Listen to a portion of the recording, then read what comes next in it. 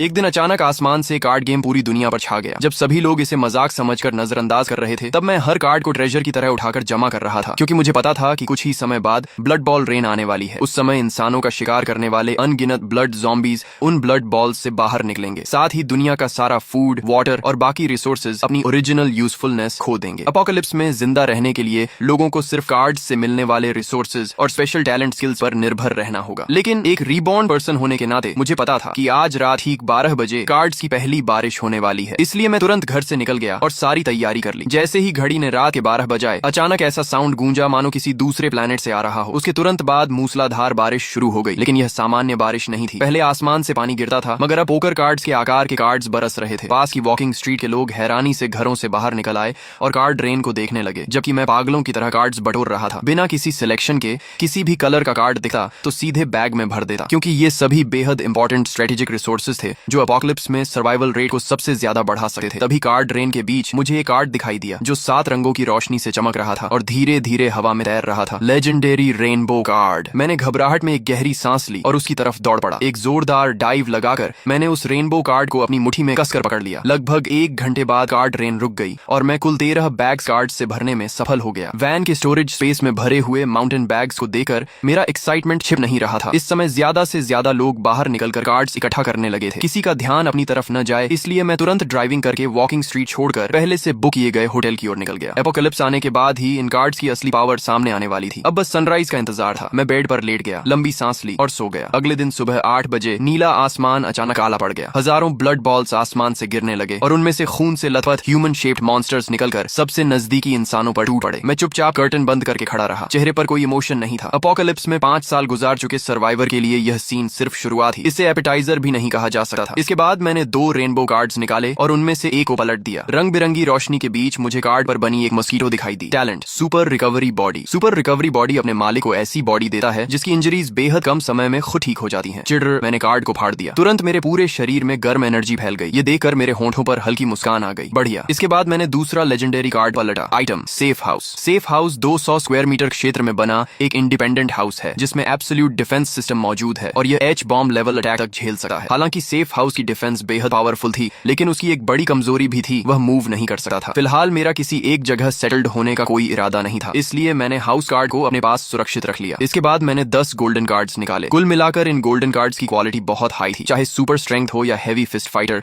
दोनों ही golden cards के T0 level talents थे। तभी अचानक रूम का डोर जोर से टूटकर खुल गया। मैले कुचैले कपड़ों में एक महिला अंदर गिर पड़ी और उसके पीछे 3 ब्लड ज़ॉम्बीज दौड़ते हुए आ गए। वह यंग वुमन चीखते हुए मदद के लिए हाथ बढ़ाने लगी। मैं आगे बढ़ा और सिर्फ 3 पंच में उन ब्लड ज़ॉम्बीज को खत्म कर दिया। महिला इतनी शॉक थी कि काफी देर तक जमीन पर पड़ी तीनों ब्लड ज़ॉम्बीज की बॉडीज को घूरती रही। फिर उसे होश आया और उसने कहा धन्यवाद। मैं उसे देखकर थोड़ा चौंक गया। लिन वार्नर। कितना अजीब संयोग है, अपोकलिप्स के पहले ही दिन उससे मुलाकात हो गई। सच कहूं तो उसने मेरी जान बचाई थी। पिछले जीवन में उसी की मदद से मैं मुश्किल से जिंदा रह पाया था। बाद में हमारा कम्युनिटी एरिया ज़ॉम्बी टाइड द्वारा डिस्ट्रॉय हो गया और फिर मैं उससे कभी नहीं मिला। तभी लिन वार्नर ने हैरानी से पूछा, तुम मुझे जानते हो? बड़ी स्टार हो तुम। मैं तुम्हें कैसे नहीं जानूंगा? मेरी बात सुनकर उसका टेंशन थोड़ा कम हो गया। उसने पूछा, क्या तुम बता सकते हो कि यह सब क्या हो रहा है? ये मॉन्स्टर्स आखिर हैं क्या? मैंने उसे संक्षेप में सब समझाया और फिर टॉपिक बदलते हुए माउंटेन बैग्स की तरफ इशारा किया। यहाँ 10-20 हजार कार्ड्स हैं। अगर मैं अकेले इन्हें सॉर्ट करूंगा तो बहुत समय बर्बाद हो जाएगा। मुझे एक हेल्पर की जरूरत है। क्या तुम मेरी टीम ज्वाइन करना चाहोगी? तुम्हारा काम सिर्फ कार्ड्स को कैटेगरी के हिसाब से सॉर्ट करना होगा और बदले में मैं तुम्हारी सेफ्टी और डेली नीड्स की जिम्मेदारी लूंगा। बाहर का एनवायरनमेंट बेहद डेंजरस था और हर तरफ मॉन्स्टर्स घूम रहे थे, जबकि उसके सामने खड़ा यह आदमी साफ तौर पर बहुत कुछ जानता था। उसके साथ रहना निश्चित रूप से ज्यादा सेफ था, इसलिए उसने तुरंत सिर हिलाकर हामी भर दी। फिर उसने माउंटेन बैग खोलकर सारे कार्ड्स बाहर निकाले और मेरे बताए अनुसार उन्हें अलग अलग कैटेगरीज में सॉर्ट करने लगी। कुछ देर बाद वह मिनरल वाटर की बोतल हिलाते हुए बुदबुदाई। अजीब है, इतना पानी पीने के बाद भी प्यास नहीं बुझ रही। वाटर समेत सारे फूड आइटम्स अब बेकार हो चुके हैं। मैंने बेड पर रखे व्हाइट कार्ड्स की तरफ इशारा किया। अब सब कुछ कार्ड से मिलेगा। वाटर कार्ड ढूंढो और उसे फाड़ दो। अगले ही पल उसने एक वाटर कार्ड निकाला और उसे फाड़ दिया। तुरंत उसके हाथ में एक छोटी वाटर बोतल प्रकट हो गई। कितना अमेजिंग है, वह हैरानी से बोली और एक ही सांस में पूरा पानी पीकर फिर कार्ड्स सॉर्ट करने लगी। दोपहर के करीब 12 बजे तक बाहर की सड़क शांत थी। तभी अचानक इंसानों की एक टीम वहां दिखाई दी। उनके पीछे 10 से ज्यादा यंग मेन और वुमेन चल रहे थे और सभी के पास वेपन्स थे। आसपास के ब्लड ज़ॉम्बीज ने जैसे ही इंसानों को देखा, वे गरजते हुए उनकी तरफ दौड़ पड़े। लेकिन उस टीम की कॉम्बैट पावर बेहद जबरदस्त थी। दर्जनों ब्लड ज़ॉम्बीज उनके करीब पहुंचने से पहले ही टुकड़ों में काट दिए गए। उधर ब्लड ज़ॉम्बीज गिरे ही थे कि इधर विंडो के पास खड़ी लिन वार्नर तमाशा देखते हुए उत्साहित होकर चिल्ला उठी, वाह ये लोग कितने पावरफुल हैं, हम यहाँ हैं, हेल्प। मैं तुरंत भौहें सिकोड़कर उसकी तरफ देखने लगा, लेकिन अब कुछ करने में देर हो चुकी थी, क्योंकि पूरी टीम की नजर एक साथ हमारी तरफ हो चुकी थी। कुछ ही देर बाद वह टीम होटल लॉबी में पहुंच गई। जो वेन बेहद एक्साइटेड होकर बोला, लिन वानर, मैं आपका फैन हूँ। मैंने कभी नहीं सोचा था कि न्यू सिटी में बिजनेस ट्रिप के दौरान आपसे मुलाकात हो जाएगी। तभी लिन वानर ने शिष्टता से पूछा, नमस्ते, आप लोग कहाँ जाने वाले हैं? जो वेन ने तुरंत जवाब दिया, बिल्कुल ब्लड ज़ोंबीज का शिकार करने और कार्ड्स हासिल करने। उन ब्लड ज़ोंबीज के शरीर में कार्ड्स होते हैं। अगर लक अच्छा रहा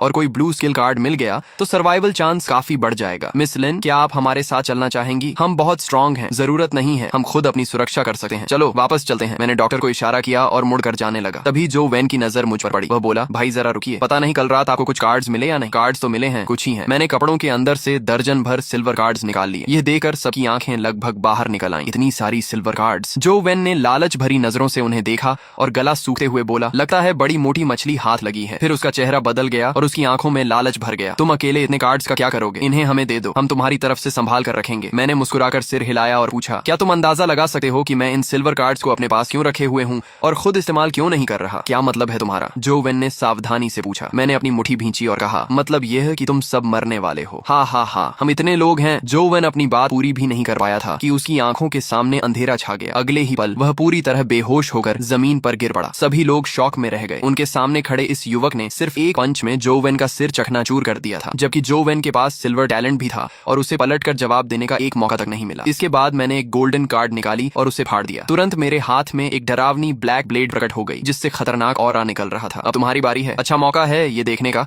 कि मेरी ब्लेड कितनी शार्प है। रुको, हमने तुम्हारा क्या बिगाड़ा है? हम तुमसे लड़ना नहीं चाहते, हम अभी यहाँ से चले जाते हैं। लेकिन मैंने उनकी एक नहीं सुनी। ब्लैक ब्लेड घुमाते हुए मैं सीधे भीड़ में घुस गया। तुरंत चीख पुकार मच गई। मेरे अटैक शुरू करने से लेकर पूरी टीम के खत्म होने तक कुल 2 मिनट भी नहीं लगे। इस समय लिन वानर जमीन पर बिखरी बॉडीज को देखकर खुद को रोक नहीं पाई और घुटनों के बल बैठकर जोर जोर से उल्टियां करने लगी। उसने सपने में भी नहीं सोचा था कि सामने से सभ्य दिखने वाला यह आदमी इतना निर्दयी और बेरहम हो सकता है। उल्टी खत्म हो जाए तो बॉडीज की तलाशी लेना मत भूलना। सारे कार्ड्स निकाल कर मेरे पास ले आना। इतना कहकर मैंने ब्लेड म्यान में डाली और बिना पीछे देखे ऊपर चला गया। लगभग 15 मिनट बाद लिन वानर दर्जनों कार्ड्स लेकर वापस आई। उसकी आंखें लाल थीं और वह लगभग रोते हुए बोली, सॉरी, आगे से मैं कभी बेवजह नहीं बोलूंगी। मैंने हल्की मुस्कान के साथ माउंटेन बैग्स में भरे कार्ड्स की तरफ इशारा किया। काम जारी रखो। अगर मैं तुमसे नाराज होता तो तुम्हें भी उनके साथ काट चुका होता। आखिर अपोकलिप्स अभी अभी शुरू हुआ था। हर कोई इतनी जल्दी इसके अनुसार खुद को नहीं ढाल सकता था। इसके बाद अगले कुछ घंटों में कई ह्यूमन टीम्स वहां से गुजरी, लेकिन पिछली घटना से सबक सीख चुकी लिन वानर ने चुप रहना सीख लिया था। शाम ढलते समय दूर से ब्लड ज़ॉम्बीज की डरावनी गर्जनाएं हवा में तैर कर आने लगी। अंधेरा होने वाला है, अब थोड़ा एक्सरसाइज करने का समय आ गया। मैंने बुदबुदाते हुए 5 सिल्वर कार्ड्स उसकी तरफ फेंक दी। ये क्या है? उसने हैरानी से पूछा। बाहर हंटिंग पर जाने से पहले इन 5 कार्ड्स को इस्तेमाल करो। लिन वानर ने एक एक करके सिल्वर कार्ड्स पलटी और पाया कि सभी कार्ड्स सपोर्ट टाइप स्किल्स थी। वह तुरंत समझ गई और बोली, अब समझी मैं कि तुम इतनी देर से सिल्वर कार्ड्स क्यों छांट रहे थे। तुम मुझे एक सपोर्ट टूल पर्सन बनाना चाहते हो। मैं हंस पड़ा। तुम्हें समझ नहीं है, सपोर्ट टाइप लोग सबसे वैल्यूएबल होते हैं। वे अपने साथियों को बड़े बफ्स देते हैं और खुद भी कुछ हद तक सेल्फ प्रोटेक्शन कर सकते हैं। अगर किसी दूसरी टीम ने तुम्हें पकड़ भी लिया तो वे तुम्हें आसानी से नहीं मारेंगे। और अगर तुम्हें टूल पर्सन बनना पसंद नहीं है तो मैं तुम्हारे लिए कॉम्बैट टैलेंट्स का सेट तैयार कर देता हूँ। फिर जाकर ब्लड ज़ॉम्बीज से हैंड टू हैंड फाइट करना। यह सुनते ही लिन वानर ने तेजी से सिर हिला दिया। ब्लड ज़ॉम्बीज के सड़े हुए शरीर की बदबू ही उसके लिए काफी थी। उसे हल्की क्लीनलीनेस ऑब्सेशन थी और वह सिर्फ सोचकर ही असहज हो गई। स्किल्स सीखने के बाद उसने व्यवस्थित रखे कार्ड्स की तरफ देखा और पूछा, लेकिन अगर हम बाहर जाएंगे तो इन कार्ड्स का क्या होगा? मैंने हाथ में पकड़ी गोल्डन कार्ड हिलाई। सारे कार्ड्स व्हीकल में शिफ्ट कर देंगे। इतना कहकर मैंने सारे माउंटेन बैग्स होटल गेट तक पहुंचा दिए। फिर मोटर होम गोल्डन कार्ड फाड़कर आगे फेंक दी। एक चमक के साथ वहां अचानक एक medium sized luxury motor home प्रकट हो गई। उसके अंदर दिन जैसी रोशनी थी। लिन वानर आराम से बैठकर फिर कार्ड्स सोर्ट करने लगी। हम कहाँ जा रहे हैं? मेरी मानो तो हमारे पास पहले ही इतने कार्ड्स हैं कि 1-2 साल आराम से निकल जाएंगे। अब रिस्क लेने की क्या जरूरत है? किसी सुरक्षित जगह छिपकर रहना ही सबसे अच्छा नहीं होगा? मैंने उंगली हिलाते हुए कहा। अगर आखिर तक छिपे रहे तो रिसोर्सेज खत्म होने के बाद मौत है। अपोकलिप्स में लंबे समय तक जिंदा रहना है तो रिसोर्सेज लूट करने होंगे और खुद को लगातार स्ट्रांग बनाना होगा। तुम्हें पता है मैं रात में ही बाहर क्यों निकलता हूँ? लिन वानर ने सिर हिलाया। रात में ब्लड ज़ॉम्बीज ज्यादा वायलेंट हो जाते हैं और बेहतर क्वालिटी के कार्ड्स ड्रॉ करते हैं। इसके अलावा रात में एक नया मॉन्स्टर भी निकलता है। नया मॉन्स्टर? वह क्या है? ये सुनते ही उसके शरीर में सिहरन दौड़ गई। Night demon. इसकी स्पीड बहुत तेज होती है, स्ट्रेंथ बहुत ज्यादा होती है और डिफेंस भी बेहद हाई होती है। बस इसकी आंखें नहीं देख सकती, बाकी लगभग हर एट्रीब्यूट मैक्स लेवल पर होता है। नाइट डीमन का डिस्क्रिप्शन सुनते ही लिन वानर का चेहरा पीला पड़ गया। अगर नाइट डीमन इतना खतरनाक है तो हम उसे ढूंढने क्यों जा रहे हैं? हाई रिस्क का मतलब हाई रिवॉर्ड होता है। सबसे खराब स्थिति में भी night demon silver card draw करता है। लक अच्छा रहा तो गोल्डन कार्ड और शायद लेजेंडरी रेनबो कार्ड भी मिल सकती है। लेकिन तुमने खुद कहा था कि वह बहुत पावरफुल है। फुली आर्म्ड टीम्स भी उसे नहीं हरा पाती। नाइट डीमन पावरफुल है लेकिन मैं भी कमजोर नहीं हूँ। हम पहुंचने वाले हैं। तुम व्हीकल के अंदर रहना और बफ ऑरा चालू रखना। इस समय रेजिडेंशियल एरिया में कुछ लाइट्स जल रही थी। खुले मैदान में दर्जनों ब्लड ज़ॉम्बीज लाशों को नोच नोच कर खा रहे थे और ज़ॉम्बी ग्रू के बीच एक विशाल मॉन्स्टर लेटा हुआ था। उसकी हाइट कम से कम 2 से 3 मीटर थी और वेट 500 पाउंड से ज्यादा। लिन वानर ने मुंह ढक लिया। उसकी आंखें शॉक से फैल गईं। वह सोच भी नहीं सकती थी कि इंसान इंसान ऐसे मॉन्स्टर का सामना कैसे कर सकते हैं। तभी मैंने व्हीकल की लाइट्स बंद कर दी, की निकाली और ब्लैक ब्लेड लेकर नीचे उतर गया। नाइट डीमन से निपटने के मेरे पास कई तरीके थे। सबसे आसान तरीका फॉरेस्ट वुल्फ स्नाइपर राइफल से दूर से हेडशॉट करना था, लेकिन मैं अपनी असली कॉम्बैट स्ट्रेंथ टेस्ट करना चाहता था। सबसे महत्वपूर्ण बात यह थी कि क्लोज कॉम्बैट किल का रिवॉर्ड लॉन्ग रेंज किल से कहीं बेहतर मिलता था। यह बात पिछले जीवन में कई टेस्ट के बाद साबित हुई थी। जब हमारे बीच लगभग 20 मीटर का फासला बचा था, तब ब्लड ज़ॉम्बीज ने मेरी गंध महसूस कर ली। वे अपनी ह्यूमन फीस छोड़कर गरजते हुए मेरी तरफ दौड़ पड़े। मैंने शांत भाव से ब्लेड घुमाई। एक स्लैश में कई ब्लड ज़ॉम्बीज कट गए। अगला अटैक हुआ और 5 और ब्लड ज़ॉम्बीज मारे गए। 20 से ज्यादा ब्लड ज़ॉम्बीज मेरे कपड़ों को छू भी नहीं पाए और सभी खत्म हो गए। नाइट डीमन ने धीरे धीरे अपना विशाल शरीर घुमाकर मेरी तरफ देखा। ब्लड ज़ॉम्बीज के मुकाबले उसमें कुछ इंटेलिजेंस भी थी। उसकी इंस्टिंक्ट उसे बता रही थी कि सामने खड़ा इंसान बेहद खतरनाक है। मैंने ब्लेड से खून झटक दिया और आगे बढ़ा। उसी समय नाइट डीमन भी हरकत में आया। वह 7-8 मीटर ऊंची छलांग लगाकर मेरी तरफ झपटा। उसके 2 फुट लंबे शार्प क्लॉज हवा चीरते हुए मेरी तरफ आए। मैंने तेजी से स्लाइड किया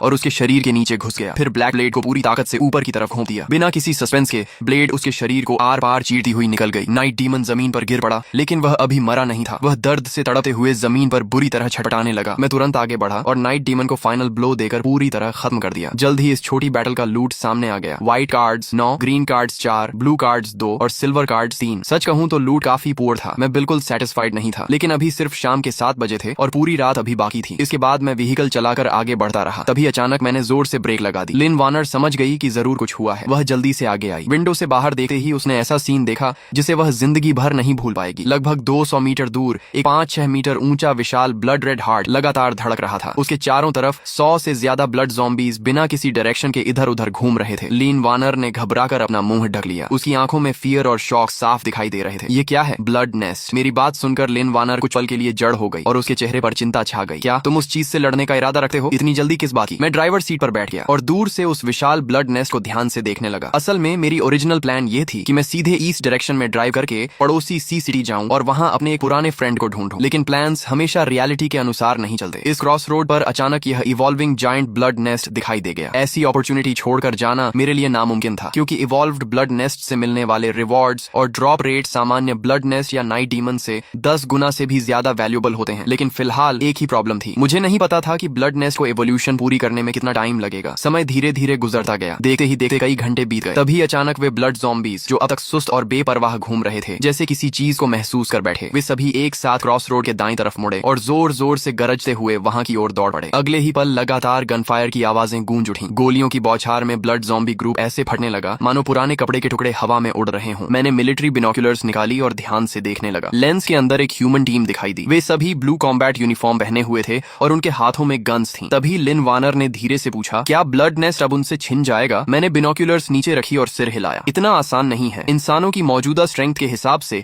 हाई लेवल ब्लड नेस्ट को डैमेज पहुंचाना बहुत मुश्किल है, खासकर यह वाला जो साफ दिखाई दे रहा है कि जल्द ही ब्लैक हार्ट में इवॉल्व होने वाला है। अगर उन्होंने बिना सोचे समझे अटैक किया तो उनकी मौत बेहद बुरी होगी। इस समय क्रॉस रोड पर टीम का लीडर वांग फंग था। उसे जरा भी अंदाजा नहीं था कि उसकी डेथ करीब आ चुकी है। वह आराम से राइफल कंधे पर रखे ब्लड नेस्ट के सामने पहुंचा और हंसते हुए बोला, वाह, इतना बड़ा ब्लड नेस्ट मैंने पहले कभी नहीं देखा। अगर इसे मार दिया तो ढेर सारे अच्छे कार्ड्स मिलेंगे। फीमेल टीम मेंबर ली यान ने तुरंत याद दिलाया, ब्रदर वांग, हमारे पास एमओ कार्ड्स ज्यादा नहीं बचे हैं। क्या सच में हम उन्हें इस ब्लड नेस्ट पर वेस्ट करेंगे? बुलेट्स को बचाकर इस्तेमाल करना चाहिए। वांग फंग मुस्कुराया और बोला, बुलेट्स नहीं, हम इसका इस्तेमाल करेंगे। इतना कहकर उसने पॉकेट से कई ग्रीन कार्ड्स निकाले। कार्ड्स देखते ही बाकी टीम मेंबर्स की आंखें चमक उठी। इसी समय लिन वार्नर ने अपनी बड़ी आंखें झकाई और पूछा, क्या ये लोग मोलोटॉव कॉकटेल्स से ब्लड नेस्ट को जला सकते हैं? मैंने जवाब दिया, नॉर्मल ब्लड नेस्ट के खिलाफ बड़ी संख्या में मोलोटॉव कॉकटेल्स काम कर सकती हैं, लेकिन इस तरह के इवॉल्विंग ब्लड नेस्ट के खिलाफ नहीं। मोलोटॉव तो छोड़ो, एक्सप्लोसिव्स और डेटोनेटर्स का इफेक्ट भी काफी कम हो जाएगा। ये लोग सब यहीं खत्म हो जाएंगे। उधर वांग फंग और उसकी टीम ने ब्लड नेस्ट के चारों तरफ सैकड़ों मोलोटॉव कॉकटेल्स रख दिए। फिर वे कुछ दूरी पर पीछे हट गए और एक बॉटल पर गन फायर कर दी। जोरदार एक्सप्लोजन हुआ और एक विशाल फायरबॉल बनकर पूरे ब्लड नेस्ट को निगल गया। तभी एक टीम मेंबर ने अचानक कुछ अजीब देखा और चिल्लाया, ब्रदर वांग, देखो, मोलोटॉव्स का उस पर कोई खास असर नहीं हो रहा, सिर्फ उसकी आउटर शेल जली है। वांग फंग ने ध्यान से देखा। सचमुच ब्लड नेस्ट की सिर्फ बाहरी लेयर काली हुई थी। इसके अलावा उसे कोई बड़ा डैमेज नहीं पहुंचा था। ये चीज इतनी टफ कैसे हो सकती है? अगले ही पल लियान का चेहरा सफेद पड़ गया। उसने हाथ में पकड़े डिटेक्शन डिवाइस को देखा और चीख उठी, बुरा हो गया, बहुत सारे ब्लड ज़ॉम्बीज आ रहे हैं, हम गिर चुके हैं। उसकी बात खत्म होते ही शांत क्रॉस रोड की चारों दिशाओं से हजारों ब्लड ज़ॉम्बीज निकल आए। वे लड़खड़ाते हुए टीम को चारों तरफ से घेरने लगे। ब्लड नेस्ट की चीख सुनकर आए ये ब्लड ज़ॉम्बीज ऐसे लग रहे थे जैसे किसी राजा को बचाने दौड़ती हुई सेना हो। वे पागलों की तरह टीम पर टूट पड़े। फायर! वांग फंग ने आदेश दिया। पूरी टीम ने बैक टू बैक पोजीशन लेकर फायरिंग शुरू कर दी। बुलेट्स की बारिश से ब्लड ज़ॉम्बीज झुंड के झुंड गिरने लगे। तभी एक दर्दनाक चीख चीख सुनाई दी। एक मेल टीम मेंबर मैगजीन बदल रहा था कि अचानक एक ब्लड ज़ॉम्बी ने उसे पकड़ लिया और सीधे ज़ॉम्बी हॉर्ड के अंदर घसीट ले गया। कुछ ही सेकंड्स में उसे टुकड़ों में नोच डाला गया। बाकी 6 लोगों के चेहरे डर से बदल गए। मेरे पीछे आओ, वंग फंग ने डायरेक्शन चुनी और तुरंत एक सिल्वर कार्ड फाड़ दी। उसके हाथ में सैमुराई सोर्ड आ गई। वह पूरी ताकत से ज़ॉम्बी हॉर्ड पर टूट पड़ा। एक ही स्लैश में 7-8 ब्लड ज़ॉम्बीज कट गए। इस तरह 6 लोगों की टीम वंग फंग को सेंटर बनाकर ज़ॉम्बी हॉर्ड के बीच से खून की राह बनाते हुए आगे बढ़ने लगी। ये सब मैं शुरू से अंत तक देख रहा था और मुझे हंसी भी आ रही थी और हैरानी भी। क्रॉस रोड पर 4 डायरेक्शंस थी। इन्हें कहीं भी भागना था, लेकिन पता नहीं क्यों सीधे मेरी तरफ ही आ गए। लगता है उन्होंने हमें देख लिया है, लिन वानर ने चिंता से कहा। मैं बिल्कुल शांत रहा और बस इतना बोला, सारे कार्ड्स छिपा दो, गेस्ट्स आने वाले हैं। एस्केप के दौरान वंग फेंग और उसकी टीम ने नेचुरली उस मजबूत मोटर होम को देख लिया था। उनकी आंखों में एक्साइटमेंट चमक उठी। जल्दी दरवाजा खोलो, हमारी मदद करो। मैंने लिन वानर को डोर खोलने का इशारा किया। जैसे ही 6 लोग हाँफते हुए मोटर होम के अंदर घुसे, मैंने डोर बंद किया और एक्सेलरेटर दबा दिया। मोटर होम बुलडोजर की तरह आगे बढ़ी और सामने मौजूद दर्जनों ब्लड ज़ॉम्बीज को उड़ा दिया। फिर हम दूसरी डायरेक्शन में निकल गए। हा हा हा, वंग फंग जोर जोर से हंसने लगा। वह अपनी जान बचने पर बेहद खुश था। फिर उसने व्हीकल का इंटीरियर देखा और घबराई हुई लिन वानर पर नजर डाली। अचानक वह चौंक गया। तुम लिन वानर हो? लिन वानर ने सिर हिलाया। हाँ, वांग फंग उत्साहित होकर बोला। यकीन नहीं होता कि अपोकलिप्स में भी किसी लाइव सेलिब्रिटी से मुलाकात हो जाएगी। फिर उसने मेरी तरफ देखा और कहा, फ्रेंड, तुम्हारी लक काफी अच्छी है। इतनी शानदार मोटर होम मिली है, कम से कम गोल्ड ईयर की होगी। बहुत बढ़िया, हमारी जान बचाने के लिए थैंक्स। लेकिन अगर एक अच्छा काम कर ही दिया है तो पूरा कर दो। ये मोटर होम भी हमें दे दो, तुम्हारे हाथ में इसका कोई फायदा नहीं। तभी लिन वानर गुस्से से बोली, तुम लोग इतने शेमलेस कैसे हो सकते हो? हमने तुम्हारी जान बचाई और तुम बदले में यही कर रहे हो। वांग फंग हंस पड़ा। ये वर्ल्ड अपोकलिप्स में बदल चुका है। यहाँ कौन ग्रेटिट्यूड और रिवेंज की बातें करता है? इतने इनोसेंट मत बनो। तुमने हमारी हेल्प की है, इसलिए मैं तुम्हें नहीं मारूंगा। बस व्हीकल छोड़कर नीचे उतर जाओ। मैं मुस्कुराया। सब कुछ बिल्कुल मेरी एक्सपेक्टेशन के अनुसार हो रहा था। तुम लोग तो काफी काइंड निकले। वांग फंग ने भौहें सिकोड़ कर पूछा, क्या कहा? लेकिन उसके सवाल पूरा होने से पहले ही मिलिट्री डैगर उसकी गर्दन काट चुकी थी। वांग फंग की आंखें फैल गईं। उसका शरीर कंट्रोल खो बैठा और वह सीट से नीचे गिर पड़ा। अगले ही पल मैंने उसके हाथ से पिस्टल छीनी और बेहद प्रैक्टिस किए हुए अंदाज में सेफ्टी हटाकर ट्रिगर दबा दिया। 10 सेकंड से भी कम समय में व्हीकल के अंदर पूरी शांति छा गई। इसके बाद मैंने मोटर होम वापस उसी जगह मोड़ दी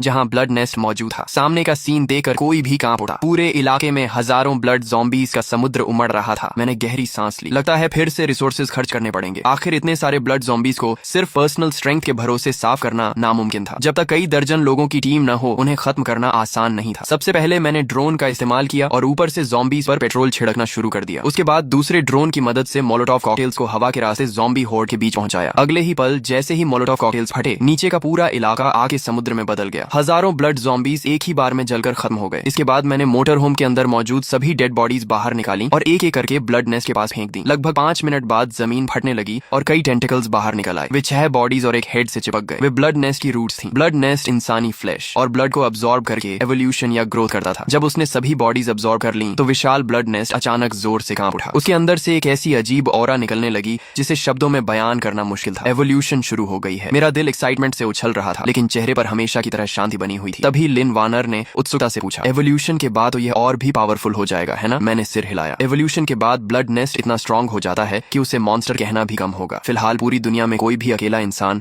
ब्लैक हार्ट को सोलो फाइट में नहीं हरा सकता, लेकिन एवोल्यूशन प्रोसेस के दौरान ब्लड नेस्ट अपनी सारी एनर्जी कोर में खींच लेता है ताकि ट्रांसफॉर्मेशन पूरा हो सके। दूसरे शब्दों में कहूं तो यही उसका सबसे वीक मोमेंट होता है। इस समय उसकी डिफेंस सामान्य ब्लड नेस्ट से ज्यादा नहीं होती और उसे मारना सबसे आसान होता है। इसके बाद मैं ब्लैक ब्लेड लेकर सीधे ब्लड नेस्ट की तरफ बढ़ गया। ब्लेड ने उसकी आउटर शेल को ऐसे काट दिया जैसे गर्म चाकू मक्खन को काटा है। ब्लड नेस्ट का अंदरूनी हिस्सा पूरी तरह दिखाई देने लगा। ऊपर से नीचे तक सैकड़ों स्ट्रेंज फ्लैश पॉड्स बेतरतीब तरीके से लगे हुए थे। मैं उसके अंदर गहराई तक पहुंचा और जल्द ही मुझे वह हार्ट मिल गया जो हवा में तैर रहा था और धीरे धीरे अपना कलर बदल रहा था। जैसे ही हार्ट पूरी तरह ब्लैक कलर में बदल गया, मैंने बिना एक पल गंवाए ब्लेड चलाई और ब्लैक हार्ट को काटकर अलग कर दिया। फिर मैं तुरंत मुड़ा और तेजी से मोटर होम की तरफ भाग गया। व्हीकल के अंदर लिन वानर की आंखों में क्यूरियोसिटी भरी हुई थी। क्या यही ब्लैक हार्ट है? मैंने सिर हिलाया और ब्लैक हार्ट को डाइनिंग टेबल पर रख दिया। फिर गहरी सांस लेते हुए बोला, यह ब्लैक हार्ट है, अपोकलिप्स के शुरुआती दौर का सबसे प्रेशियस रिसोर्स। जैसे ही मैंने ब्लेड से उसे 2 हिस्सों में बांटा, ब्लैक हार्ट तुरंत राख बनकर बिखर गया। लेकिन जहां वह रखा था वहां कार्ड्स का एक बड़ा स्टैक दिखाई दिया। कुल मिलाकर वहां दर्जन भर से ज्यादा कार्ड्स थी। मैंने उत्साह में अपने हाथ रगड़े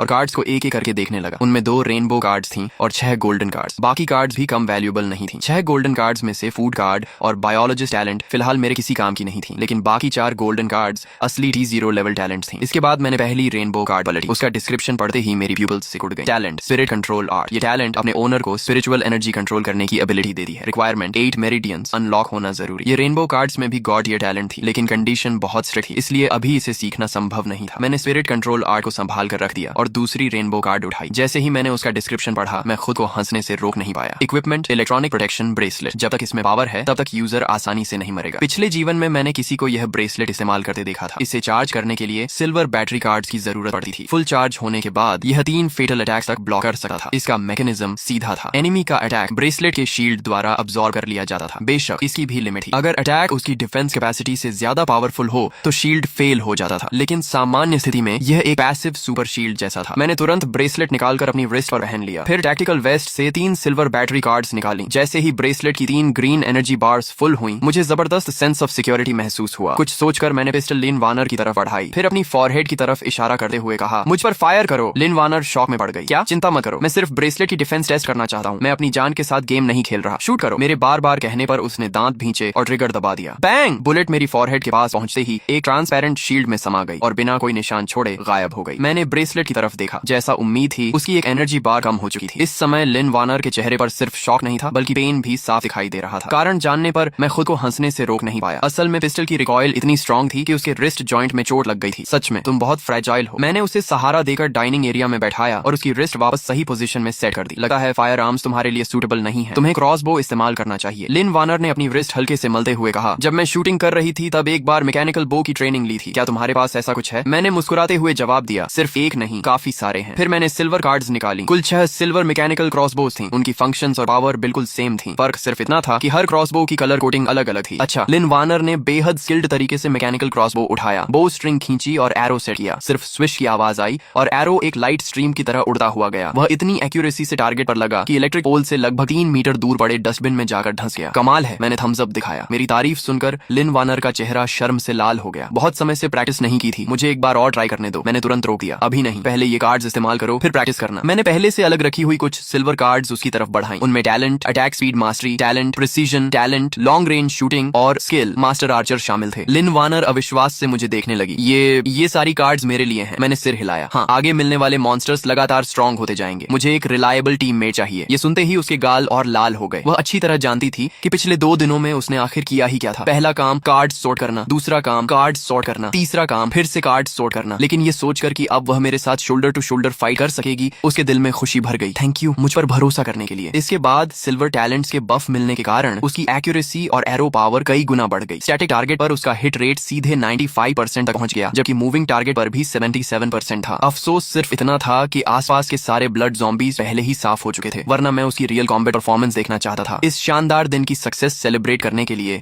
मैंने एक सिल्वर फूड कार्ड फाड़ दी। तुरंत सिचुआन हॉट पॉट फीस्ट तैयार हो गई। टेबल पर प्रीमियम बीफ, मटन और तरह तरह की फ्रेश वेजिटेबल्स सज गई। कुल मिलाकर 30 से ज्यादा डिशेस मौजूद थी। वाह, ये तो बहुत लग्जूरियस है, लेकिन इतना खाऊंगी तो मोटी तो नहीं हो जाऊंगी। मैंने सिर पकड़ लिया। ये कैसी बात हुई? बाकी लोग इस एपोकलिप्स में भूखे मरने की चिंता कर रहे हैं और तुम्हें वेट गेन की चिंता हो रही है। तभी ठक ठक ठक की आवाज आई। जब हम दोनों हॉट पॉट का मजा ले रहे थे तभी मोटर होम का डोर जोर जोर से नॉक किया जाने लगा। मैंने ड्राइविंग रिकॉर्डर स्क्रीन पर नजर डाली। पहले मुझे लगा कोई ब्लड ज़ॉम्बी होगा, लेकिन बाहर एक मिडिल एज कपल खड़ा था और वुमन की गोद में 3-4 साल का छोटा बच्चा था। वुमन रोते हुए बोली, प्लीज हमारी मदद कीजिए, हमें 2 दिन से पानी नहीं मिला है, थोड़ा वाटर और फूड दे दीजिए। मैं कुछ पल सोचता रहा, फिर डोर खोल दिया। लिन वानर, कुछ वाटर कार्ड्स और फूड कार्ड्स लेकर आओ। वह जल्दी से कैबिनेट तक गई और कुछ कार्ड्स निकालकर कपल को दे दिए। मिडिल एज कपल भावुक होकर मेरे सामने घुटनों के बल बैठ गए। Thank you. मैंने सिर्फ सिर हिलाया। रात में बाहर सेफ नहीं है, वापस घर जाओ। इतना कहकर मैं डोर बंद करने ही वाला था कि मिडिल एज मैन अचानक बोला, रुकिए 1 मिनट। मैंने बिना किसी नरमी के जवाब दिया, अगर तुम लोग व्हीकल में चढ़ने की परमिशन मांगने वाले हो तो मैं अभी साफ बता देता हूँ कि यह इम्पॉसिबल है। आदमी थोड़ा झेप गया। नहीं, ऐसी बात नहीं है, आपने हमें वाटर और फूड दिया, हम पहले ही बहुत थैंकफुल हैं। हम ऐसा सोच भी नहीं सकते, लेकिन मेरा बेटा सिर्फ 3 साल का है, बाहर बहुत डेंजर है। क्या आप? मैंने उसकी बात पूरी होने से पहले ही मना कर दिया। बिल्कुल नहीं, इस बारे में सोचना भी मत। अभी मेरा मूड अच्छा है, इसलिए चुपचाप चले जाओ। इतना कहकर मैंने सीधे डोर बंद कर दिया। लिन वानर ने कुछ नहीं कहा, वह बस लगातार मुझे देखती रही। मैंने मुस्कुराकर पूछा, क्या हुआ? मेरे चेहरे पर कुछ उग आया है क्या? उसने सिर हिलाया। नहीं, मुझे बस उम्मीद नहीं थी कि तुम उन्हें कार्ड्स दोगे। मैंने शांत स्वर में कहा, वह 3 लोगों का परिवार शायद अपोकलिप्स के सेकंड फेज तक भी जिंदा नहीं रह पाएगा, इसलिए मैंने उन्हें सीरियस सर्वाइवर की तरह देखा ही नहीं। मेरे लिए वे सड़क पर घूमने वाली स्ट्रे कैट्स और डॉग्स जैसे हैं। वैसे भी मेरे पास एक्स्ट्रा रिसोर्सेज थी, थोड़ा दे देने में कोई प्रॉब्लम नहीं। इसके बाद हम आराम से खाकर बैठे रहे। मैंने मिलिट्री बिनोकुलर्स उठाई और स्काई में मौजूद मॉन्स्टर्स को देखने लगा। मेरा अंदाजा था कि ज्यादा समय नहीं लगेगा और दूसरी कार्ड रेंज शुरू हो जाएगी, इसलिए मैंने तय किया कि आज रात कोई एक्शन नहीं करूंगा और पूरा रेस्ट लेकर एनर्जी रिकवर करूंगा। अगले दिन सुबह 7:30 बजे बिल्कुल मेरी प्रेडिक्शन के अनुसार दूसरी कार्ड रेंज शुरू हो गई। हालांकि इसका स्केल पहली रेंज से काफी छोटा था, लेकिन सर्वाइवर्स के लिए यह फिर भी होप लेकर आई थी। आसपास के रेजिडेंट्स खुशी से चिल्लाते हुए कार्ड्स इकट्ठा करने बाहर निकल आए। थोड़ी देर बाद कार्ड रेन खत्म हो गई। ये पूरी रेन 1 घंटे से भी कम चली। इस बार मेरा लक ज्यादा अच्छा नहीं रहा। मुझे सिर्फ कुछ रिसोर्स टाइप गोल्डन कार्ड्स मिली, जबकि जबकि बाकी सभी ब्लू और ग्रीन कार्ड्स थी। इसलिए मैंने सोचा कि रेजिडेंशियल एरिया में जाकर देखता हूँ, शायद कोई हाई क्वालिटी कार्ड एक्सचेंज करने को मिल जाए। लेकिन रेजिडेंट्स के लिए इस समय सबसे इंपॉर्टेंट चीज फूड और वाटर थी। इसके बाद मैंने फूड और वाटर से भरा एक बैग तैयार किया और उसे अपनी पीठ पर टांग लिया। फिर मैंने लिन वार्नर की तरफ देकर कहा, व्हीकल के अंदर ही रहना, कोई भी डोर नॉक करे मत खोलना, मैं ज्यादा दूर नहीं जाऊंगा, अगर कोई प्रॉब्लम हो तो मुझे कॉल कर देना। लिन वार्नर ने गंभीरता से सिर हिलाया, तुम भी अपना ध्यान रखना। मैं तुरंत व्हीकल से नीचे उतरा और एक गोल्डन कार्ड फाड़ दी। कार्ड को आगे फेंकते ही खाली ग्राउंड पर एक रेड गोस्ट फायर मोटरसाइकिल प्रकट हो गई। मोटर होम के बाद यह मेरी दूसरी गोल्डन व्हीकल कार्ड थी। इस मोटरसाइकिल का डिस्क्रिप्शन काफी फनी था। गोस्ट फायर मुसीबत में हो तो आठों दिशाओं से लोग सिर्फ लाइक करते हैं। सारी तैयारी पूरी होने के बाद मैं गोस्ट फायर मोटरसाइकिल पर बैठा और तेजी से आगे निकल गया। कुछ देर बाद मैं रेजिडेंशियल गार्डन पहुंचा। गार्डन पूरी तरह खाली था, वहां एक भी इंसान दिखाई नहीं दे रहा था। लेकिन मुझे अच्छी तरह पता था कि कॉलोनी के सारे रेजिडेंट्स अपने अपने फ्लैट्स में छिपे हुए थे और इस समय दर्जनों आंखें खिड़कियों के पीछे से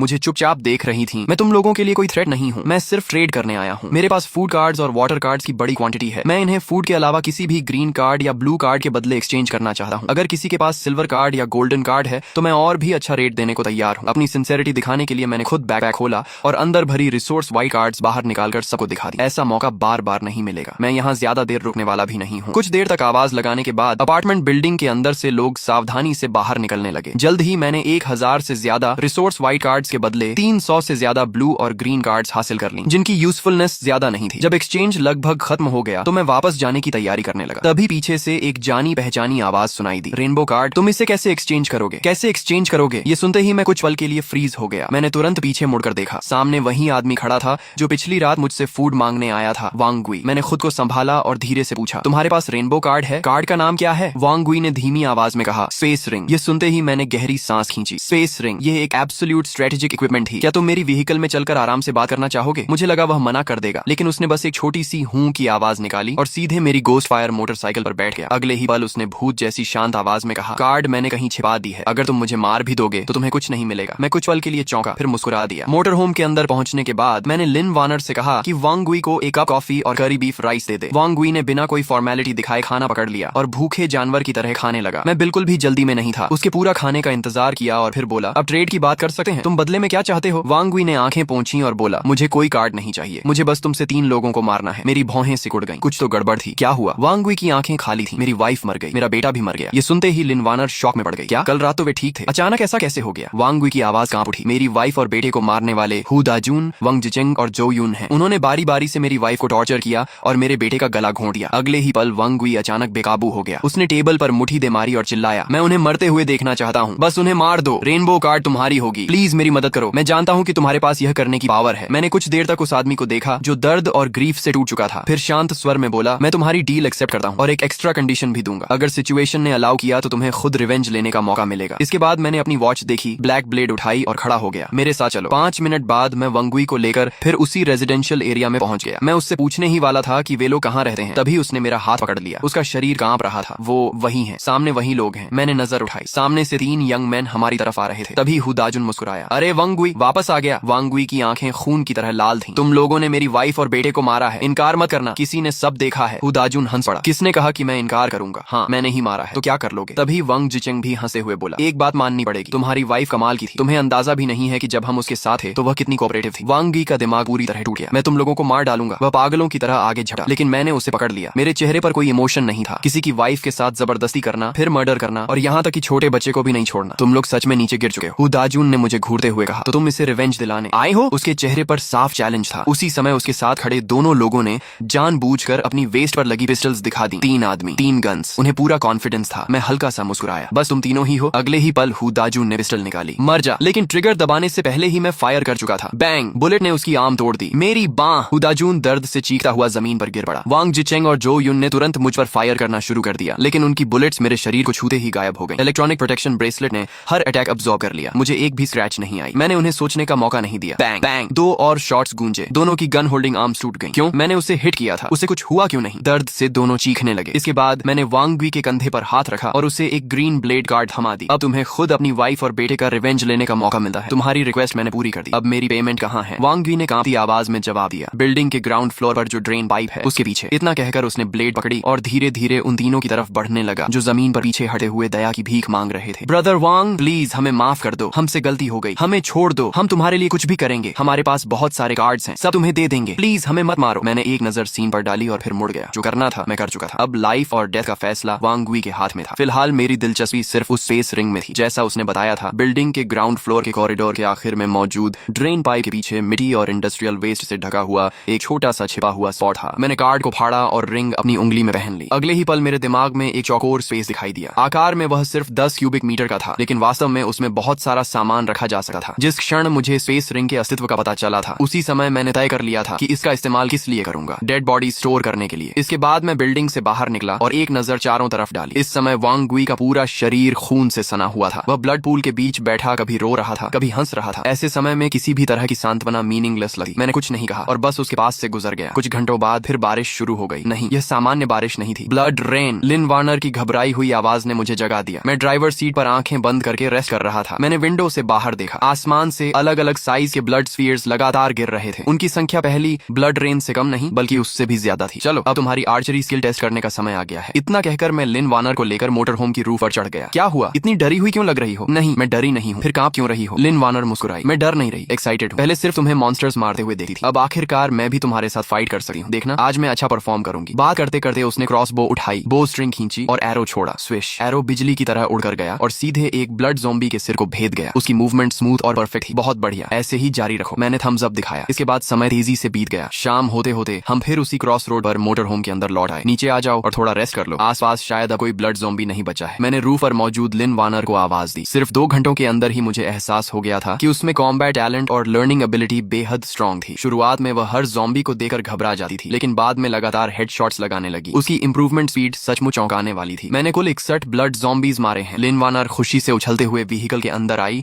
और अचीवमेंट बताने लगी। मैं मुस्कुराया। कमाल है। अब जाकर कपड़े बदलो, नहा लो और फिर खाना खाते हैं। थोड़ी देर बाद वह फ्रेश होकर वापस आई। उसने साफ व्हाइट शर्ट पहन रखी थी और हेयर ड्रायर से बाल सुखाते हुए पूछा, क्या हम आज रात यहाँ से निकलने वाले हैं? मैंने सिर हिलाया। हाँ, अंधेरा होने के बाद हम रास्ता साफ करते हुए आगे बढ़ेंगे। अभी अभी ब्लड रेन हुई है, इसलिए सिटी के हर हिस्से में ब्लड ज़ॉम्बीज और ब्लड नेस्ट की भरमार होगी। रिसोर्सेज कलेक्ट करने का इससे अच्छा मौका नहीं मिलेगा। तभी व्हीकल के बाहर से वांग गुई की आवाज सुनाई दी। चिन लैंग, क्या तुम अंदर हो? मैं थोड़ा हैरान हुआ। मुझे उम्मीद नहीं थी कि यह आदमी अभी तक जिंदा होगा, और उससे भी ज्यादा हैरानी इस बात की थी कि उसकी गोद में एक हाफ कॉन्शियस छोटा लड़का था। मैंने डोर खोला और उसे अंदर आने दिया। ये बच्चा कौन है? वांग गुई ने दुखी स्वर में कहा। अपोकलिप्स शुरू होने से पहले इसकी माँ बिजनेस ट्रिप पर बाहर गई हुई थी और अब उसका कोई कांटेक्ट नहीं हो पा रहा। कुछ समय पहले इसके पिता को मॉन्स्टर्स ने मार डाला। फिर उसने लड़के की तरफ देखकर कहा, इसे ब्लड ज़ॉम्बी ने काट लिया है। क्या तुम इसे बचा सकते हो? मैंने भौहें सिकोड़ ली। कुछ घंटे पहले वाला टूटा हुआ वांग गुई अब पहले जैसा नहीं लग रहा था। साफ दिखाई दे रहा था कि इस बच्चे की वजह से उसे जीने का नया रीजन मिल गया था। लेकिन सिल्वर सीरम कार्ड्स बेहद प्रेशियस थी। मेरे पास भी सिर्फ 10-15 ही बची थी। मेरे पास कार्ड्स हैं, मैं एक्सचेंज कर सकता हूँ। वांग गुई ने जल्दबाजी में पॉकेट से ब्लू और ग्रीन कार्ड्स का ढेर निकाल लिया। मैंने सवाल बदल दिया, तुम लोगों ने ब्लड ज़ॉम्बीज को कैसे रोका? कॉलोनी में अभी कितने लोग बचे हैं? वांग गुई ने लंबी सांस छोड़ी। मैंने सबको बिल्डिंग के अंदर डिफेंसिव पोजीशन लेने का सजेशन दिया था, नहीं तो जल्दी या देर से सब मर जाते। अच्छी बात यह रही कि लोगों ने मेरी बात मान ली, लेकिन हमारी स्ट्रेंथ बहुत कमजोर थी। ब्लड ज़ॉम्बीज को खत्म करने के लिए आधे से ज्यादा लोगों की जान चली गई। अब शायद सिर्फ 30 या 40 लोग ही बचे हैं, और उनमें भी ज्यादातर यंग पीपल हैं जो फाइट करने की हिम्मत रखते हैं। मेरी बात सुनकर वांग गुई कुछ पल के लिए चुप हो गया। फिर जैसे उसे कुछ समझ में आया, उसका चेहरा एक्साइटमेंट से भर गया। हाँ, जो लोग मेरे साथ लड़ रहे थे वे सभी यंग हैं, बहुत ब्रेव हैं। उनमें से कुछ ने टैलेंट्स भी अपग्रेड किए हैं। क्या तुम वह बात पूरी भी नहीं कर पाया था कि मैं हल्का सा हंस पड़ा? इतना एक्साइटेड मत हो, मैंने तो बस कैजुअल क्वेश्चन पूछा था। वांग गुई के चेहरे पर तुरंत डिसअपॉइंटमेंट आ गया। रात में बाहर डेंजर है, मैं तुम्हें वापस छोड़ देता हूँ। इसके बाद मैंने मोटर होम स्टार्ट की और वांग गुई वो उस छोटे लड़के को रेजिडेंशियल एरिया तक छोड़ने गया। मैं वांग गुई के साथ अंदर जाकर देखता हूँ, तुम व्हीकल का ध्यान रखना। मैंने लिन वार्नर को निर्देश दिया और वांग गुई के साथ अंदर चला गया। सिक्योरिटी हॉल के अंदर मौजूद यंग सर्वाइवर्स ने मुझे देखते ही उत्साह दिखाया। बिग ब्रदर, क्या आप हमारी मदद करने आए हैं? बोलने वाला यंग मैन मुझे पहचान में आ गया। वही लड़का था जिसने दोपहर में सबसे पहले मुझसे कार्ड एक्सचेंज किया था। उसकी गर्लफ्रेंड उसके पीछे कांपती हुई खड़ी थी। दोनों के कपड़ों पर मिट्टी और खून के दाग लगे हुए थे। उनसे काफी बदबू भी आ रही थी, लेकिन इसके लिए उन्हें दोष नहीं दिया जा सकता था। जब वाटर कार्ड्स इतनी रेयर हों तब कोई भी उन्हें नहाने में वेस्ट नहीं करता। ज्यादातर लोग उन्हें सिर्फ पीने के लिए बचा कर रखते थे। मैं बस देखने आया हूँ। इतना कहकर मैंने पूरे हॉल पर नजर दौड़ाई और धीरे से सांस छोड़ी। वांग गुई झूठ नहीं बोल रहा था। यहाँ आधे से ज्यादा लोग सचमुच मर चुके थे। मैंने कैजुअल अंदाज में पूछा, मैं थोड़ी देर में यहाँ से निकल जाऊंगा, उसके बाद तुम लोग क्या करने वाले हो? वांग गुई तुरंत आगे बढ़ा। मिस्टर चिन, आप कहाँ जा रहे हैं? क्या आप हमें अपने साथ नहीं ले जा सकते? अगर हम यहाँ रहे तो जल्दी या देर से मॉन्स्टर्स हमें मार डालेंगे। सिर्फ आपके साथ रहने पर ही हमारे पास सर्वाइवल की होप है। बिग ब्रदर, प्लीज हमें भी अपने साथ ले चलिए। प्लीज हमारी मदद कीजिए। सब लोग खड़े हो जाओ, बैठकर बात मत करो। जब सभी लोग खड़े हो गए तो मैंने हाथ उठाकर उन्हें शांत किया। अगर तुम लोग सच में मेरे साथ चलकर सर्वाइवल का रास्ता ढूंढना चाहते हो तो यह इम्पॉसिबल नहीं है, लेकिन पहले 3 रूल्स मानने होंगे। मुझे हमेशा कड़वी बातें पहले ही साफ साफ बोलना पसंद है। इसके बाद रात और भी गहरी हो गई। टूटी फूटी सड़कों से भरे शहर के बीच एक मोटर होम धीरे धीरे आगे बढ़ रही थी। उसके पीछे एक पूरी टीम चल चल रही थी। कुल मिलाकर 30 से ज्यादा लोग थे। सभी अंधेरे में चुपचाप व्हीकल का पीछा कर रहे थे। आज रात कैरावैन की लक अच्छी भी थी और खराब भी। अच्छी बात यह थी कि उन्हें रास्ते में सबसे बड़ा ब्लड ज़ॉम्बी ग्रुप सिर्फ 20 से कुछ ज्यादा ज़ॉम्बीज का मिला। खराब बात भी यही थी कि उन्हें सबसे बड़ा ब्लड ज़ॉम्बी ग्रुप सिर्फ 20 से कुछ ज्यादा ज़ॉम्बीज का ही मिला। मतलब रास्ते में बड़े थ्रेट्स नहीं मिले और हाई क्वालिटी रिवॉर्ड्स भी नहीं मिले। आखिरकार मोटर होम एक बड़े शॉपिंग मॉल के सामने जाकर रुक गई। वांग गुई, कुछ लोगों को लेकर अंदर जाओ और चेक करो, अगर कोई डेंजर दिखे तो तुरंत वापस निकल आना। वांग गुई ने जल्दी से 5 यंग सर्वाइवर्स को साथ लिया और सावधानी से मॉल के अंदर चला गया। यह मेरा पहला रूल था, मेरी हर कमांड बिना किसी क्वेश्चन के फॉलो करनी होगी। कुछ मिनट बाद वांग गुई दौड़ता हुआ वापस आया। उसके चेहरे पर खुशी साफ दिखाई दे रही थी। बॉस, मॉल का फर्स्ट फ्लोर पूरी तरह सेफ है। लगता है किसी ने पहले यहाँ शेल्टर बनाया था। आज रात हम यहीं रेस्ट कर सकते हैं। मैंने सिर हिलाया। अच्छा, अब कार्ड्स कलेक्ट करो। ये मेरा दूसरा रूल है। सभी कार्ड्स टीम लीडर के पास जमा होंगी और फाइनल डिस्ट्रीब्यूशन मैं करूंगा। जो भी कार्ड्स छिपाएगा उसे टीम से तुरंत निकाल दिया जाएगा। वांग गुई ने तुरंत एक बड़ा स्टैक मेरी तरफ बढ़ा दिया। सब कार्ड्स यहाँ हैं। हालांकि उनमें 99% व्हाइट कार्ड्स और ग्रीन कार्ड्स थीं। ब्लू कार्ड्स बहुत कम थीं। फिर भी उन्हें देखकर मेरी आंखें चमक उठी। उम्मीद नहीं थी कि रास्ते भर की लड़ाइयों से इतनी अच्छी हार्वेस्ट मिलेगी। मैंने कुछ कार्ड्स अलग की और वांग गुई को वापस दे दी। इन्हें सब लोगों में बांट दो और ये क्लोथ्स और वेपन्स भी। उन्हें समय निकाल कर नहाने और कपड़े बदलने दो। ये कार्ड्स मैं पहले से तैयार करके लाया था। इनमें फूड, वाटर, डेली सप्लाईज और जरूरत की लगभग हर चीज मौजूद थी। यहाँ तक कि शैम्पू, बॉडी वॉश और दूसरी पर्सनल आइटम्स भी थी। जब वांग गुई उन्हें मॉल के अंदर ले गया और सर्वाइवर्स को कार्ड्स इस्तेमाल करने दी तो कई लोगों की आंखों में आंसू आ गए। खासकर टीम की कुछ वुमेन बेहद इमोशनल हो गईं। उन्हें शेल्टर के अंदर सैनिटरी पैड्स और क्लीन क्लोथ्स मिले। वे इतनी खुश थीं कि लगभग घुटनों पर बैठकर रो पड़ी। बाद में जब सबने पेट भरकर खाना खाया, हॉट वाटर से बाथ लिया, साफ कपड़े पहने और सॉफ्ट बेडिंग पर लेटे तो पूरे दिन की थकान एक पल में गायब हो गई। उस समय हर किसी के मन में सिर्फ एक ही विचार था, यह सब करना वर्थ इट था। आखिरकार उन्हें रात में डर डर कर सोने की जरूरत नहीं थी। वे फिलहाल सेफ थे। उसी समय मैं अपनी बेड पर लेटा आंखें बंद करके रेस्ट कर रहा था। मैंने उनसे पहले ही साफ कह दिया था कि सामान्य परिस्थितियों में मैं उनकी सेफ्टी की रिस्पॉन्सिबिलिटी लूंगा, लेकिन अगर कभी ऐसा थ्रेट सामने आया जिसे मैं खुद हैंडल नहीं कर सकता तो मैं बिना हिचकिचाहट उन्हें छोड़कर निकल जाऊंगा। अगर कोई इस कंडीशन को एक्सेप्ट नहीं कर सकता तो वह अभी टीम छोड़ सकता है। अगली सुबह करीब 10 बजे 5 घंटे की नींद और आराम के बाद सभी लोगों की फिजिकल कंडीशन और मेंटल स्टेट काफी इंप्रूव हो चुकी थी। ऐसा लग रहा था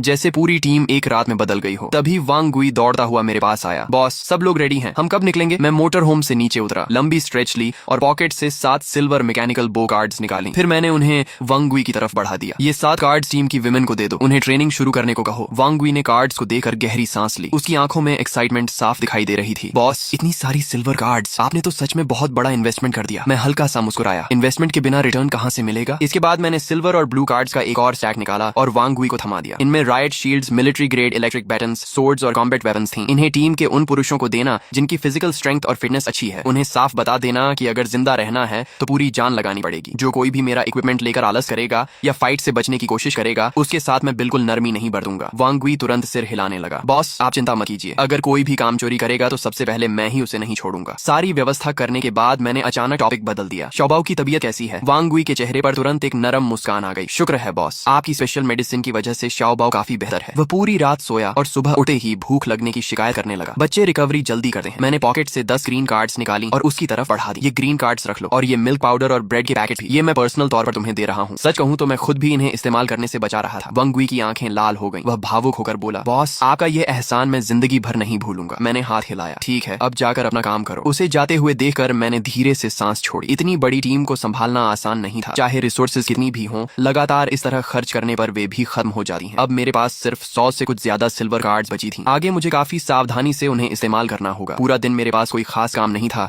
इसलिए मैंने ब्लैंकेट ओढ़ी और आराम से सो गया। शाम होते ही जब अंधेरा उतरने लगा मैंने वांग गुई और बाकी लोगों को निकलने की तैयारी करने के लिए बुला लिया। पिछली रात के अनुभव के बाद कॉलोनी के ये सर्वाइवर्स अब डार्कनेस से पहले जितना नहीं डरते थे। रास्ते में अगर ब्लड ज़ॉम्बीज मिलते तो कई बार लिन वार्नर को अटैक करने की जरूरत ही नहीं पड़ती। टीम के लोग खुद ही आपसी कोऑर्डिनेशन से आगे बढ़कर ज़ॉम्बीज को घेर कर खत्म कर देते। कैरावैन लगातार 3 घंटे से ज्यादा नॉर्थ डायरेक्शन में बढ़ती रही। जब हम हाईवे एरिया के करीब पहुंचने वाले थे तभी लिन वार्नर ने अचानक स्काई की तरफ देखते हुए भौहें सिकोड़ लीं। क्या ये मेरी इल्यूजन है? मुझे ऐसा लग रहा है कि आसमान में कुछ उड़ रहा है। उसने आंखें मलते हुए व्हीकल के अंदर सिर घुसाया और अनिश्चित स्वर में पूछा, क्या ब्लड ज़ॉम्बीज उड़ भी सकते हैं? मैंने तुरंत ब्रेक पर जोर से पैर मारा। मोटर होम अचानक रुक गई और लिन वार्नर लगभग गिर ही पड़ी। तुमने क्या देखा? उसने थोड़ा सोचकर कहा। मैं श्योर नहीं हूँ, लेकिन अगर वह बैट ही तो इतनी बड़ी नहीं हो सकती थी। उसने उस क्रीचर का आकार और शेप बताया। ये सुनते ही मेरी स्कैल्प सुन्न पड़ गई। डिफरेंट डीमन, ये अपोकलिप्स का कौन सा दिन है? अभी से डिफरेंट डीमंस दिखाई देने लगे? सच कहूँ तो डिफरेंट डीमंस खुद इतने डेंजरस नहीं थे। असली प्रॉब्लम कुछ और थी। जहाँ डिफरेंट डीमंस दिखाई देते थे वहाँ आसपास ब्लैक ब्लड स्टार जरूर मौजूद होती थी। डिफरेंट डीमंस दरअसल ब्लैक ब्लड स्टार के स्काउट्स और गार्ड्स होते थे। सिचुएशन खराब है, सब लोग तुरंत पीछे मुड़ो। मैंने बिना देर किए वॉकी टॉकी उठाया और वांग गुई को आदेश दिया। वांग गुई ने 1 सेकंड भी वेस्ट नहीं किया। उसने तुरंत टीम को सिग्नल दिया कि सभी सभी व्हीकल्स के पीछे रहें और फॉर्मेशन बनाए रखें। तभी दूर से एक बेहद तेज और भयानक चीख सुनाई दी। वह ब्लैक ब्लड स्टार की वार्निंग क्राई थी। हमें स्पॉट कर लिया गया है। मैं तुरंत राइफल कार्ड इस्तेमाल करके व्हीकल की रूफ पर चढ़ गया। नाइट विजन टैलेंट की वजह से डार्कनेस का मुंह पर कोई असर नहीं था। जैसे ही मैंने ऊपर देखा, मुझे आसमान में तेजी से उड़ती हुई 7-8 डिफरेंट डीमंस दिखाई दी। इन क्रीचर्स की सबसे बड़ी एडवांटेज उनकी फ्लाइंग स्पीड थी। बाकी अटैक पावर और डिफेंस आमतौर पर एवरेज ही होती थी। मरना चाहते हो? मैंने तुरंत मार्क्समैन स्किल एक्टिवेट की और राइफल से लगातार सिंगल शॉट्स फायर करने लगा।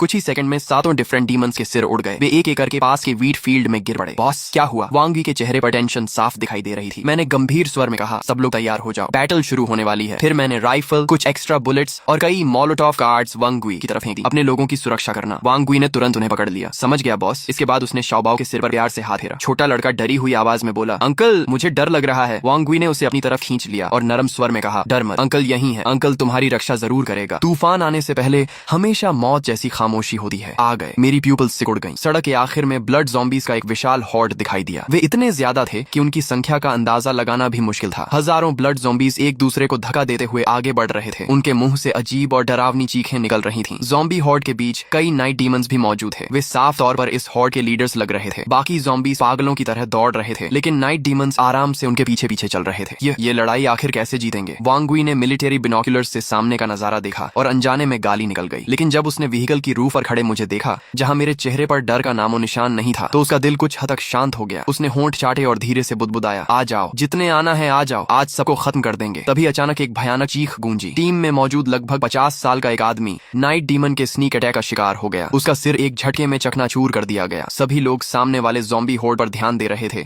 और स्काई को पूरी तरह इग्नोर कर चुके थे। लेकिन ऊपर आसमान में दर्जन भर नाइट डीमंस मंडरा रहे थे, सही मौके का इंतजार करते हुए। फायर! वांगी जोर से चिल्लाया और राइफल उठाकर शूट करना शुरू कर दिया। टीम की विमेन, जिन्हें मैकेनिकल बोज मिली थी, उन्होंने भी स्काई में मौजूद उन काले साए जैसे नाइट डीमंस पर एम कर लिया। नाइट डीमंस की स्पीड बिजली जैसी थी। वांग वी ने पूरी मैगजीन खाली कर दी, लेकिन मुश्किल से एक नाइट डीमन गिरा पाया। सिचुएशन तेजी से कंट्रोल से बाहर जा रही थी। ये देखकर मैंने तुरंत लिन वार्नर को ऑर्डर दिया, वांग वी की साइड सपोर्ट करो, फ्रंट लाइन मैं संभालता हूँ। अगले ही पल मैंने ऊंचाई से राइफल फायर करना शुरू कर दिया। बुलेट्स बारिश की तरह ज़ॉम्बी हॉर्ड पर बरसने लगी। फ्रंट लाइन के ब्लड ज़ॉम्बीज एक के बाद एक गिरते गए, लेकिन उनकी संख्या इतनी ज्यादा थी कि सिर्फ राइफल के दम पर उन्हें रोकना इम्पॉसिबल था। अच्छी बात यह थी कि मैं पहले से तैयार था। मैंने स्पेस रिंग में हाथ डाला और ग्रेनेड्स तथा एक्सप्लोसिव्स निकालकर सीधे ज़ॉम्बी हॉर्ड के बीच फेंक दिए। Boom boom boom! धमाकों की आवाज से पूरा इलाका कांप उठा। आग और शॉकवेव्स ने ज़ॉम्बी हॉर्ड के बीच कई बड़े खाली क्षेत्र बना दिए। यह दृश्य देखकर वांग वी की आंखें चमक उठी। उसके मन में सिर्फ एक ही विचार था, बॉस सच में मॉन्स्टर है। उसी समय लिन वार्नर, जो अब एक असली शार्प शूटर बन चुकी थी, अपनी पोजीशन पर पहुंच गई। राइफल फायर, मैकेनिकल बो सपोर्ट और मेरे लगातार फायर बॉम्ब अटैक्स के कॉम्बिनेशन ने ज़ॉम्बी हॉर्ड को 50 मीटर से आगे बढ़ने नहीं दिया। तभी अचानक 2 नाइट डीमंस फायर पावर की परवाह किए बिना सीधे चार्ज कर गए। वे लेफ्ट और राइट दोनों तरफ से व्हीकल रूफ पर झपटे। उनकी स्पीड किसी रेसिंग कार से कम नहीं थी। लिन वार्नर डर के मारे चीख उठी, लेकिन मैंने बिना घबराए ब्लैक ब्लेड निकाल ली। स्लैश! एक चमकती हुई ब्लेड लाइट हवा में लहराई। लगभग आधा टन वजनी नाइट डीमन बीच से 2 हिस्सों में कट गया। मैं रुका भी नहीं, एक कदम आगे बढ़ा और हॉरिजॉन्टल स्लैश मारी। दूसरा नाइट डीमन प्रतिक्रिया भी नहीं कर पाया था कि उसके सिर का आधा हिस्सा उड़कर कई मीटर दूर जा गिरा। सिर्फ एक पल में 2 इलीट मॉन्स्टर्स खत्म। मैंने बिना किसी इमोशन के ब्लेड वापस रखी और राइफल उठा ली। फिर से लगातार फायर शुरू हो गया। दोनों पक्ष पूरे 8 मिनट तक भिड़े रहे, लेकिन फिर एक अजीब बात हुई। जो ज़ॉम्बी हॉर्ड अभी तक पागलों की तरह चार्ज कर रही थी,